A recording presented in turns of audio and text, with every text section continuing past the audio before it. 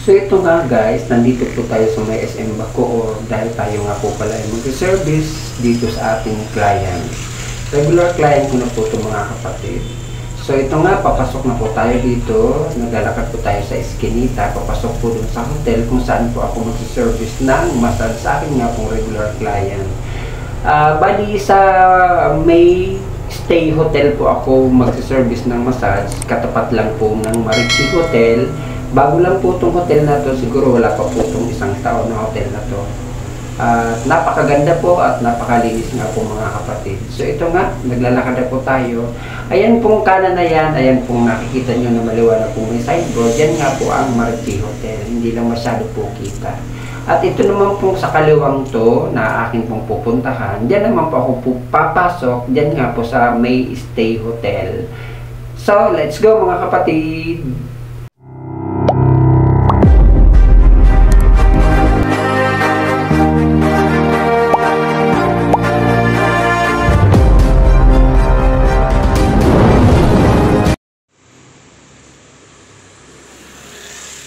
So ito nga mga kapatid, ito na nga po ang tapat ng May Stay Hotel, bagong-bago po, katapat din po ng Marichi Hotel, bagong kalaban naman po ng Marichi Hotel.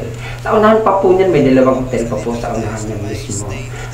Nakalimutan ko na po yung dalawang pangalan pa po ng hotel dyan. So bali dito po tayo papasok, dito nga po sa May Stay Hotel.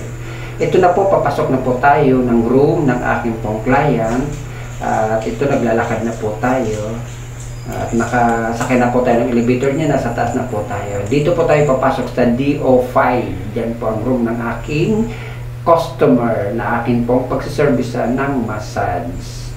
So ito nga po mga kapatid, nasa hotel na tayo at tapos na po tayo niyan mag-massage dahil syempre shortcut po, hindi po pwede natin kunan po ng buong video ang atin pong pag-massage. Ito pang loob ng kanilang CR, napakaganda po, napakalinis at napakalakas din po ng kanilang hot water. Ayan po, nakikita nyo po, napakalinis. At ito naman po ang loob ng mismong hotel. Ayan po ang kanilang kama, may lampshade, meron din pong maliit na lamesa at napakalakas din po ng aircon dahil nga po bago. At syempre dahil pag bago, malakas pa po ang aircon at napakalinis nga pa po ng kanilang room. Ayan, medyo gulo-gulo po ang kama dahil dyan nga po tayo nag-massage. At ayan, nakikita nyo po, ayan, magulo. Siyempre, nakaligo na po ako at ang aking pong client ay naliligo na rin po ng time na to. At ako naman po ay nagbibidyo-bidyo. So, ito nga, mga kapatid din po ang aking client, nakatapos na rin po siya maligo at siya po ay nagbibis na or nagsusot na po ng kanyang sapatos. Yan po ang kanyang bag. Bali, nakakotse po ito mga kapatid, ito po ang aking regular client.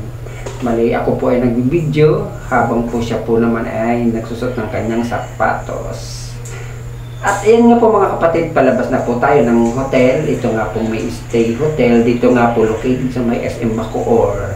At napakalinis, napakaganda. Tayo po ay lalabas ng mga kapatid. So dito ko na po tatapusin na aking vlog sa gabing to dahil gabi po ako nag-service sa aking mga regular client dito nga po sa may SM Bacoor. Bye bye po. God bless you.